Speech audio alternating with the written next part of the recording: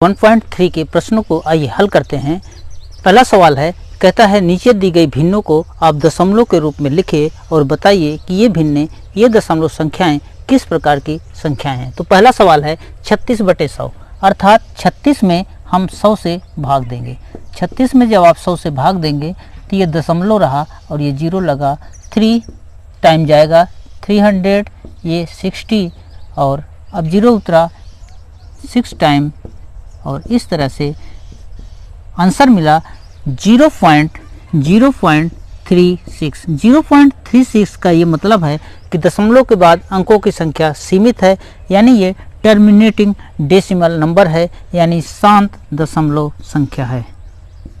शांत दशमलव संख्या या टर्मिनेटिंग डेसिमल नंबर। सवाल नंबर 2 की बात करें। सवाल नंबर 2 के अनुसार कि 1 में आप 11 से भाग देंगे। 1 में 11 से भाग देंगे तो ये दशमलव लगा, दशमलव के बाद एक जीरो बढ़ा, फिर भाग नहीं जाएगा, फिर जीरो बढ़ा और इस तरह से 9 टाइम जाएगा, ये 99 और 1, अब फिर जीरो बढ़ा और फिर जीरो बढ़ा और इस तरह से 9 टाइम जाएगा और आप इस भाग को बार बार आप करते रहिए और ये भाग आएगा 0.090909 अगेन एंड अगेन, ये रिपीटिंग हो रही है, इसलिए कहेंगे non terminating repeating decimal number या अनावसानी पुनरावृत्ति संख्या।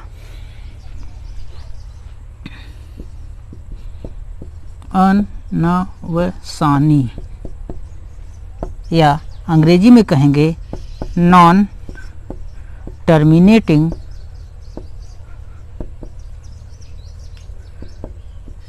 Repeating decimal number. सवाल नंबर 3 को देखा जाए। सवाल नंबर 3 के अनुसार 4 सही 1/8 है। 4 सही 1/8 का ये मतलब रहा कि इसे आप लिख सकते हैं 33/8। 33/8 में क्या मिलेगा कि 33 को 8 से डिवाइड करेंगे, 8 चौको 32, एक आया दशमलव लगा 0, 1 टाइम 2, 8 दूनी 16, 4 और 8 पंचे 40 और इस तरह से रिमाइंडर का मान 0। जब जब रिमाइंडर का मान 0 होगा तो आने वाली जो संख्या होगी, जो भागफल होगा, वो होगा टर्मिनेटिंग डेसिमल नंबर या शांत दशमलव संख्या। इस तरह से 1 बाई 1 एक्सरसाइज 1 बाई 1 आप हल करेंगे। 1 2 3 हमने कर दिया। आप इस तीसरे को हल करेंगे, अपने आप चौथे को हल करेंगे तो आप पाएंगे कि ये भी non terminating repeating decimal number है, अर्थात दशमलव के बाद अंकों की संख्या अपरिमित रहेगी, बार बार रिपीटिंग होगी, अर्थात शेषफल का मान 0 नहीं होगा। इसी तरह से यहाँ भी शेषफल का मान 0 नहीं होगा, ये भी नॉन टर्मिनेटिंग है और इसको जब आप हल करेंगे तो ये आएगा टर्मिनेटिंग डेसिमल नंबर, अर्थात शांत दशमलव संख्या। और इस तरह से सवाल नंबर 1 पूरा होता है। चौथा सवाल है 3/13, यानी 3 में 13 से भाग देना। 3 में 13 से भाग देंगे तो दशमलव लगा और यहाँ आया 0, 13 दूना 26, 4 आया, 0 बढ़ा, 13 तियाँ 39, 1 0 बढ़ा 0, 7 टाइम आप घटाएंगे 9 और 0 लगा, 6 टाइम रिमाइंडर आया ये 12, 0 लगा, 9 टाइम और ये रहा 3, 2 टाइम 4। अब आप फिर से भाग देंगे, ये 3 टाइम जाएगा, 3 टाइम जाएगा, फिर 0 टाइम जाएगा, फिर 7 टाइम, फिर 6 टाइम, फिर 9 टाइम और इस तरह से आप देखेंगे कि 2 3 0 7 6 9 यहाँ तक की रिपीटिंग होती है। मीन्स बार बार यही अंक अब आएंगे, अर्थात ये दी गई भिन्न जो है ये है non terminating repeating decimal number, means अनावसानी आप जिसे हिंदी में कह सकते हैं या अंग्रेजी में कहेंगे non terminating. Non terminating repeating decimal number, क्योंकि बार बार इन अंकों की पुनरावृत्ति होगी।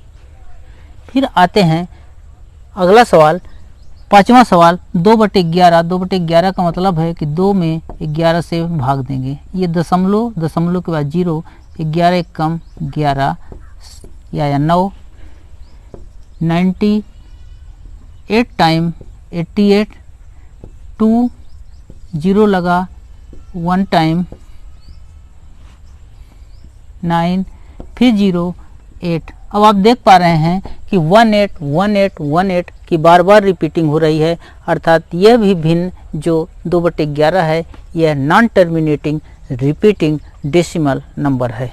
Non terminating repeating decimal number है। Non terminating repeating decimal number है, मीन्स अनावसानी पुनरावृत्ति होती है।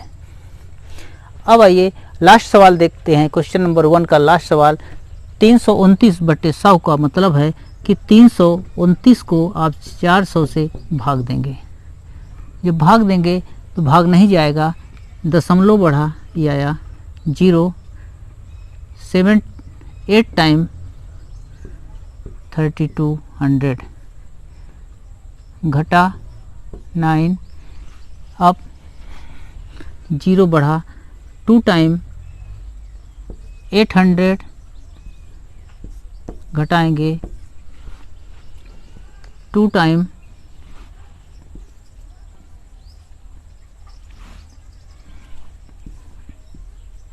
200, 0 बढ़ा 5 टाइम, और इस तरह से रिमाइंडर का मान क्या हुआ, 0 हुआ, अर्थात यह एक टर्मिनेटिंग डेसिमल नंबर है। यह एक टर्मिनेटिंग डेसिमल नंबर है, मीन्स शांत दशमलव संख्याएं हैं। अब आपको फाइनली मैं एक बार बता दूं कि ये क्रिया आप बिना भाग दिए भी बता सकते हैं, सवाल को देखकर बता सकते हैं कि कौन सी भिन्न शांत दशमलव संख्या है, कौन सी अनावसानी है। देखिएगा, जिस भिन्न के हर में अगर 2 या 5 या 2 और 5 दोनों संख्याओं के फैक्टर मौजूद हैं वो शांत दशमलव संख्याएं होगी। जिस भिन्न के हर में कोई अभाज्य संख्या है, यानी 2 और 5 को छोड़कर अन्य कोई संख्या है, जैसे 3 हो जाए, 7 हो जाए, 11 हो जाए, ऐसी संख्याएं जो हैं अशांत दशमलव संख्याएं या अनावसानी दशमलव संख्याएं होती हैं। कहता है कि डू यू नो, क्या आप जानते हैं कि 1/7 की वैल्यू ये होती है, और बिना भाग दिए क्या आप 2/7, 3/7, 4/7, 5/7 एंड 6/7 की वैल्यू फाइंड कर सकते हैं। तो सबसे पहले तो हम इसका जवाब दें कि हाँ हम जानते हैं। कैसे कह सकते हैं, आइए भाग दे के चेक कर लेते हैं। तो 1/7 का मतलब रहा कि 1 में 7 से भाग दें। 1 को जब आप 7 से डिवाइड करेंगे तो भाग तो जाएगा नहीं, तो पॉइंट बढ़ा, और इस तरह से 1 time, 4 time, 2 time, 8 time,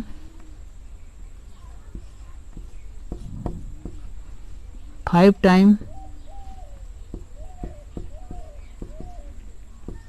and 7 time, और ये क्रिया बार बार रिपीट होगी। अर्थात ये बात सत्य होती है कि 1/7 की जो वैल्यू है 0.142857 ही होती है। अब बिना भाग दिए हमें फाइंड करना है कि 2/7 को क्या कहें, कैसे निकालेंगे इसकी वैल्यू को। तो 2/7 को हम लोग लिख सकते हैं 2 इंटू का 1/7, मीन्स 2 इंटू 0.142857। 3/7 को लिख सकते हैं 3 इंटू का 1/7, 4/7 को लिख सकते हैं 4 इंटू का 1/7। 5/7 को लिख सकते हैं 5 इंटू का 1/7। एंड 6/7 को लिख सकते हैं हम लोग 6 इंटू का 1/7। अब आइए वैल्यू फाइंड करते हैं। 2 का इसमें मल्टीप्लाई करेंगे तो ये हो जाएगा 4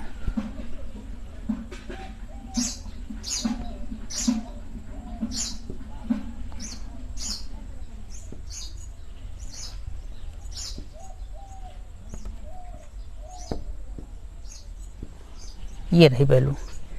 इसी तरह से 3/7 के लिए 3 इंटू 0.14287 मल्टीप्लाई करेंगे।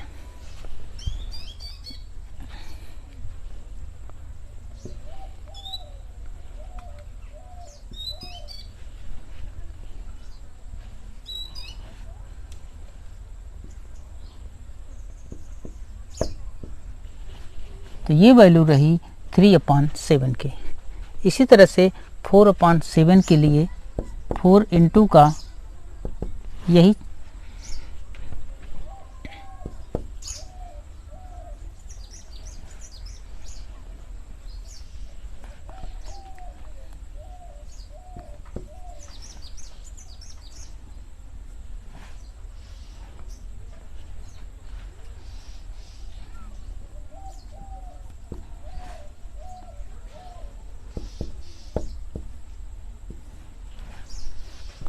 इसी तरह 5 के लिए लिखेंगे 5 इंटू का 0.142857। आइए मल्टीप्लाई करते हैं।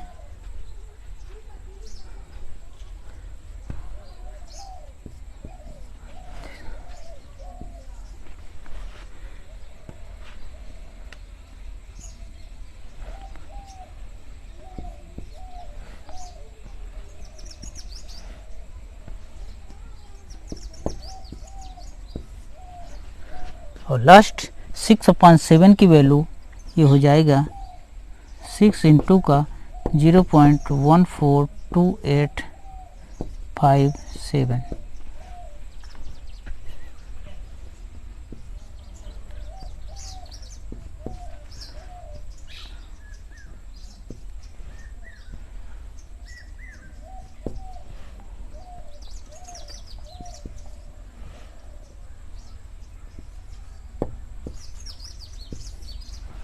और इस तरह से आप देख रहे हैं कि चाहे 2/3 हो,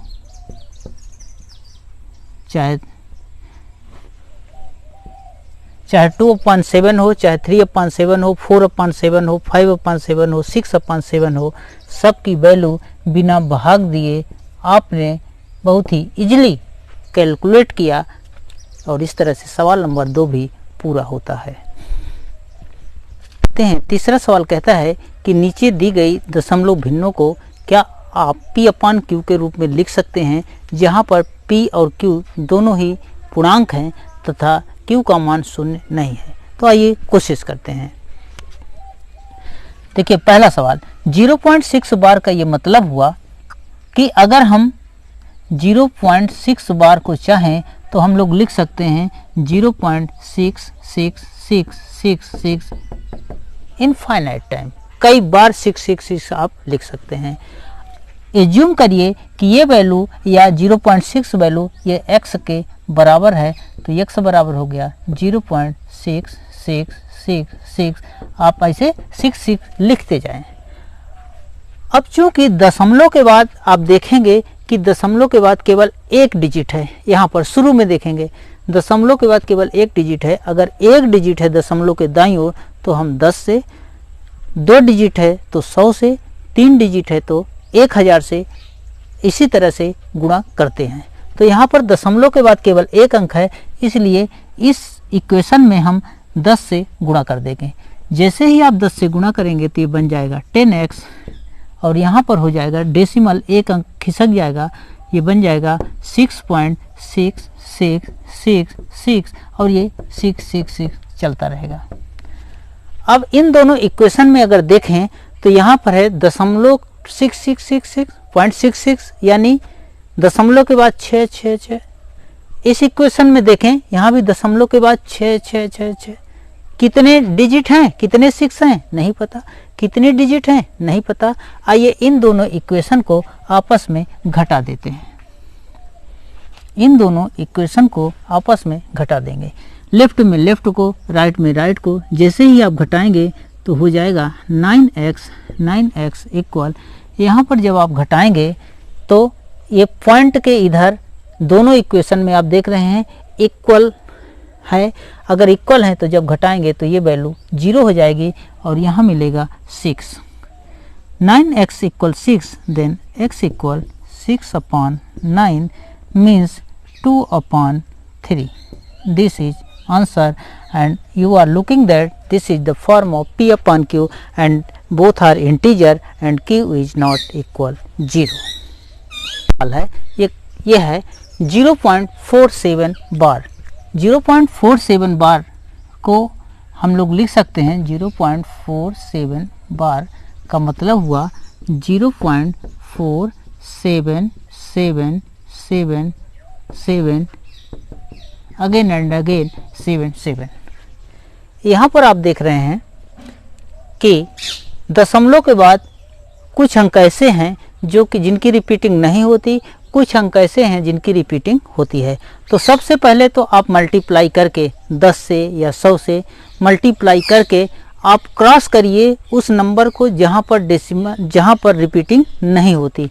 जैसे यहाँ पर आप देख रहे हैं 4 की रिपीटिंग नहीं हो रही है, एक डिजिट है जिसकी रिपीटिंग नहीं हो रही है, तो इसको माना x इक्वल 0.477777 एटसेट्रा। 10 से मल्टीप्लाई करेंगे, 10 से, क्योंकि एक ये जो 4 है यही एक अकेले अंक है जिस पर रिपीटिंग नहीं हो रही है, तो 10 से मल्टीप्लाई करेंगे, ये हुआ 10x इक्वल 4.777777 एटसेट्रा। अगेन हम अब फिर से देखेंगे कि कितने अंक ऐसे हैं जिनकी रिपीटिंग होती है। पहले तो हमने देखा कि कितने अंक हैं जिनकी रिपीटिंग नहीं होती, उसके लिए हमने मल्टीप्लाई किया। फिर अब देखेंगे कितने अंक ऐसे हैं जिनकी रिपीटिंग होती है।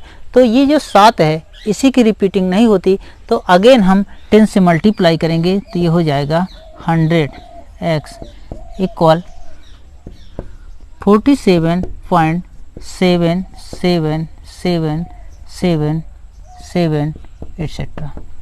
अब आप ये मत समझिएगा कि इसमें ज़्यादा 7 है, दशमलव के बाद ज़्यादा 7 है, यहाँ पर दशमलव के बाद कम 7 है, नहीं, इनफाइनाइट 7 है। अब हम नहीं लिख सकते हैं, इसलिए हमने 2 4 6 7 लिख दिया है। आप चाहें तो आप लिखते रहिए। अब इन दोनों इक्वेशन को आपस में आइए घटा देते हैं। अब घटाते समय आप देखेंगे कि दशमलव के दाईं ओर 777, यहाँ भी दशमलव के दाईं ओर 77 है। जब आप घटाएंगे तो दशमलव के राइट साइड वाला पार्ट ऑटोमेटिक 0 हो जाएगा, और इधर 47 से जब 4 को घटाएंगे तो ये आएगा 43, और यहाँ पर घटाएंगे 90 x equal 47, then x equal 43/90 and this is the form of p/q। तो आंसर रहा 43/90, और इस तरह से क्वेश्चन नंबर 3 का दूसरा पार्ट पूरा। थर्ड पार्ट क्या है कि 0.001 को p/q के फॉर्म में लिखिए। तो एज्यूम करिए कि this is the x equal 0.001 बार।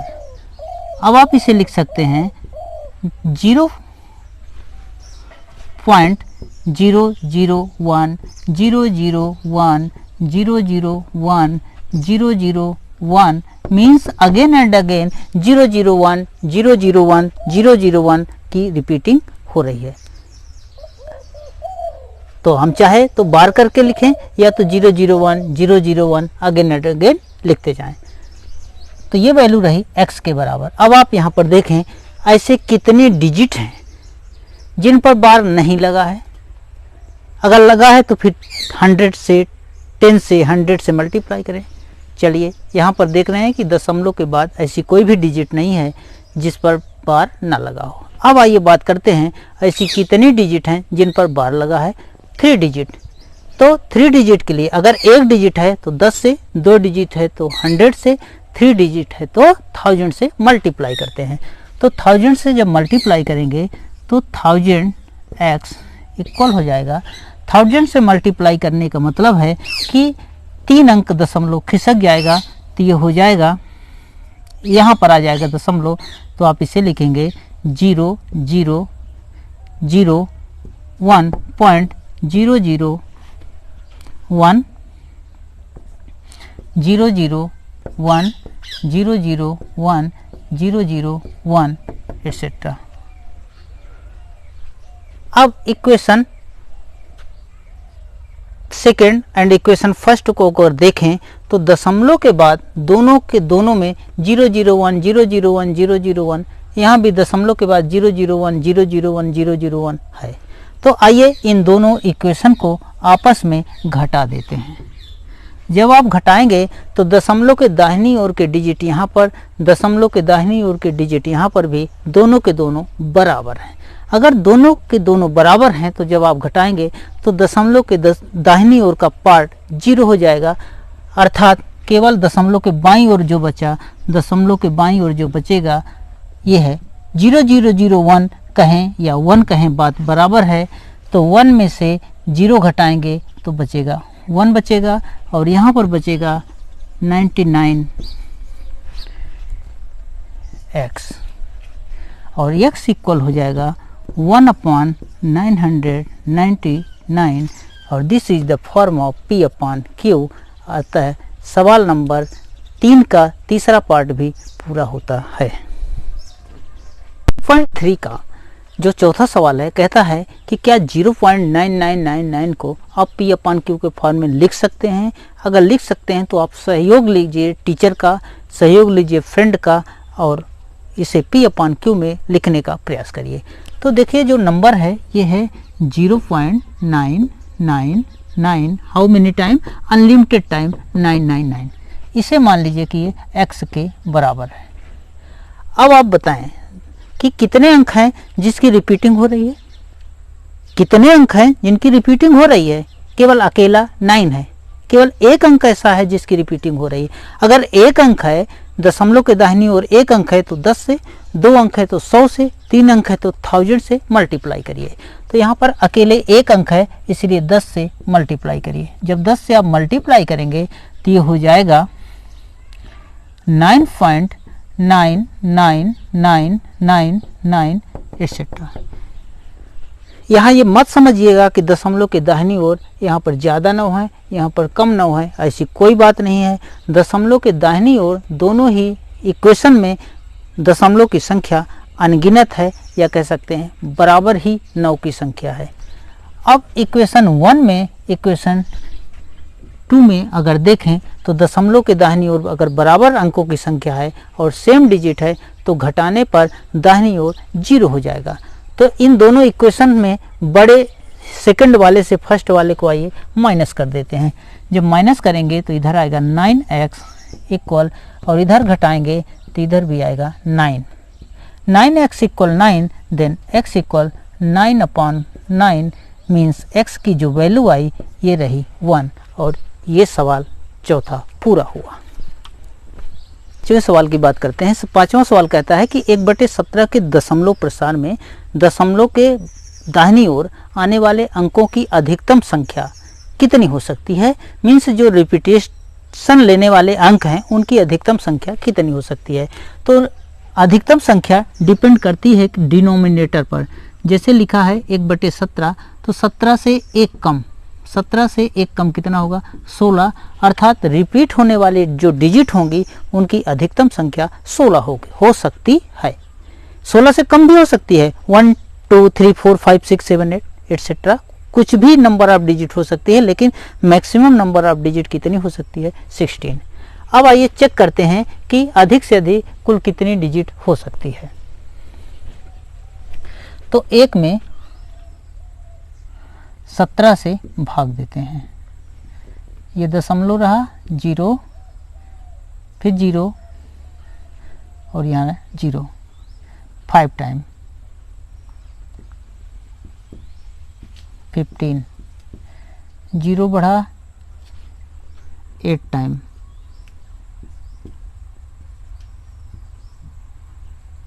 4, 1, फिर 8 टाइम 136, रिमाइंडर 4, 0, 2 टाइम 6, फिर 0, 3 time 9, 90, 5 time 85, 5, 50, 2 time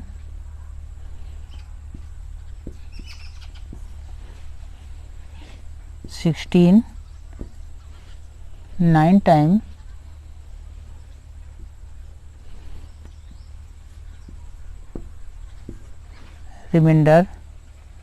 7।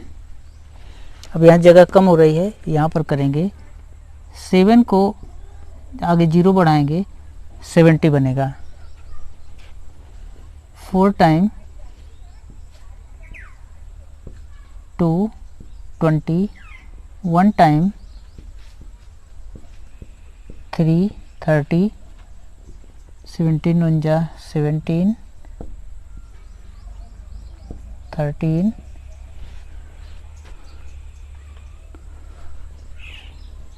7 time 11, 0, 6 time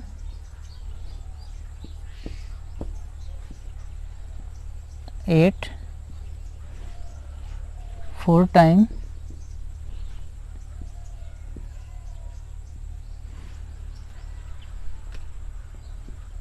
12, 7 time 1। अब 0 बढ़ाएंगे, 0 बढ़ाने पर भी भाग नहीं जाएगा, फिर यहाँ पर 0 लग जाएगा और अब हो जाएगा अगेन 100। अगेन आप देख रहे हैं शुरू जहाँ हुआ था 100 से शुरू हुआ था, फिर 100 मिलने जा रहा है। मीन्स ये डिजिट, ये इतनी डिजिट ये अगेन एंड अगेन रिपीट हो गई। 0.0588235294117647 कितने डिजिट हैं? ये हैं 16 डिजिट। अर्थात ये 16 डिजिट अगेन एंड अगेन 1/17 का भाग देने पर रिपीट होंगी और इस तरह से सवाल पूरा होता है। क्वेश्चन नंबर 6 जो है कहता है कि P/Q के फॉर्म का परिमेय संख्याओं का उदाहरण दीजिए जहां पर Q का मान 0 न हो, पहली शर्त। दूसरी शर्त कहता है P और Q दोनों पूर्णांक हों। तीसरी शर्त कहता है P और Q का एक के अलावा कोई दूसरा उभयनिष्ठ विभाजक न हो। ये अब बात करते हैं कि शांत, कहता है कि शांत दशमलव संख्याएं हों। दशमलव के बाद अंकों की संख्या, इसका मतलब है कि सीमित हो, लिमिटेड हो। अगर हम भाग दें अंश में हर से तो शेषफल का मान कुछ देर बाद 0 हो जाए। अब बात उठती है कि ऐसा कौन सा P/Q फॉर्म है, Q का हम मान क्या ले सकते हैं, कौन कौन से मान Q के हो सकते हैं जब हम P में Q से भाग दें तो शेषफल का मान 0 हो जाए। तो देखिएगा, ध्यान से समझिएगा, जब भी कभी हर में 2 हो या 2 की पावर एनी नेचुरल नंबर, 2 की पावर 2, 2 की पावर 3, 2 की पावर 4 एटसेट्रा, या 5 हो या 5 की पावर एनी नेचुरल नंबर हो, 2 हो या 2 की पावर एनी नेचुरल नंबर हो, 5 हो या 5 की पावर एनी नेचुरल नंबर हो, या 2 and 5 बोथ की पावर नेचुरल नंबर हो, यानी 2 भी रहे 5 भी रहे और इस पर नेचुरल नंबर पावर के रूप में रहे, तो ऐसे Q का मान सदैव शांत दशमलव संख्याओं को रिप्रेजेंट करते हैं। जैसे आइए उदाहरण से समझते हैं। जैसे 7 अपान आप 2 ले सकते हैं। यहाँ पर देखेंगे कि 7 में जब भी आप 2 से भाग देंगे एक शांत दशमलव संख्या मिलेगी। आप अंश में कोई भी संख्या ले सकते हैं। 13 अपॉन 2 की पावर 2 ले लीजिए, यानी 4, 13 अपॉन 4, ये भी एक शांत दशमलव संख्या को रिप्रेजेंट करेगी। 97 अपॉन का 5, ये भी एक शांत दशमलव संख्या को रिप्रेजेंट करेगी। मैंने बात कही ना, या तो 2 हो या 2 की पावर एक नेचुरल नंबर हो, 5 हो या 5 की पावर एनी नेचुरल नंबर हो। 101/25 यहाँ भी एक शांत दशमलव संख्याएं निरूपित करेगा। या 2 और 5 के दोनों हों, जैसे 13 अपॉन का 10 ले लीजिए, 10 में 2 और 5 बोथ हैं। या 17 अपॉन का आप ले लीजिए 20, यहाँ पर 2 की पावर 2 और 5 है। तो इस तरह से ये जितने भी P अपॉन Q के फॉर्म हैं, आप देख सकते हैं कि Q का मान 0 नहीं है। दूसरी शर्त, P and Q both are integer, दोनों पूर्णांक है।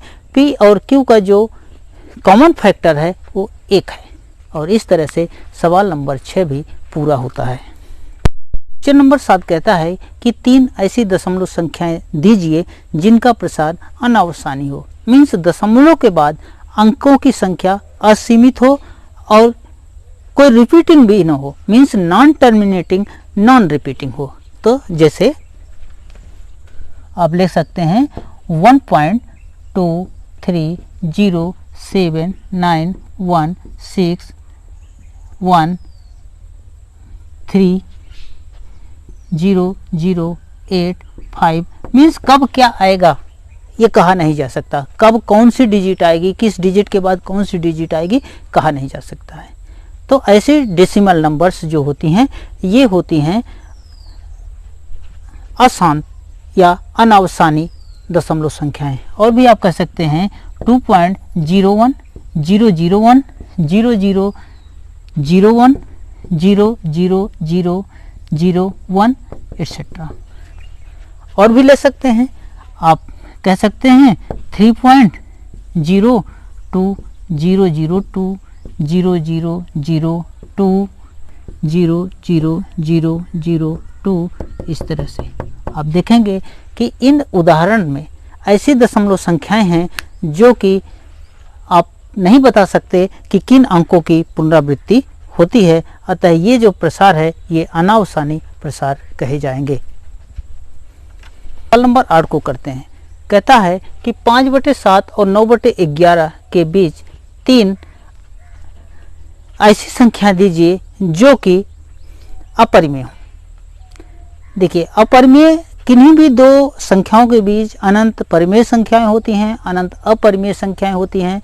अब यहाँ पर बात करें कि हमको 5/7 और 9/11 के बीच 3 अपरिमेय संख्याएं बैठानी है। अपरिमेय का मतलब है कि दशमलव के दाहिनी ओर आने वाले अंकों की पुनरावृत्ति नहीं होनी चाहिए, नॉन टर्मिनेटिंग, नॉन रिपीटिंग होनी चाहिए। तो देखिए 5/7 का मतलब क्या निकला। 5/7 का ये मतलब निकला कि 5 में हम 7 से भाग दें। तो 5 में जब आप 7 से भाग देंगे, 5 में 7 से भाग देंगे तो इसकी वैल्यू आएगी 0.7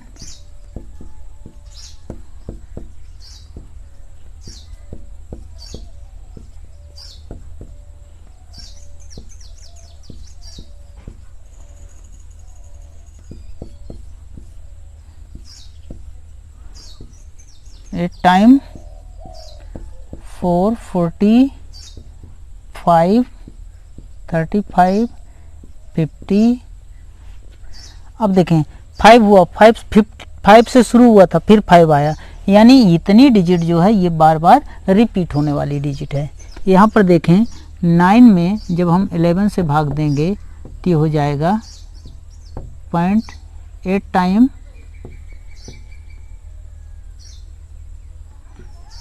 2, 11 एंड रिमाइंडर बचा 9, फिर से 90 बनेगा एंड अगेन 81 आएगा। अर्थात हमें, अब ध्यान से समझिएगा, 5/7 की जो वैल्यू है ये वैल्यू है 0.7 714,285। यहाँ से इसके और 0.81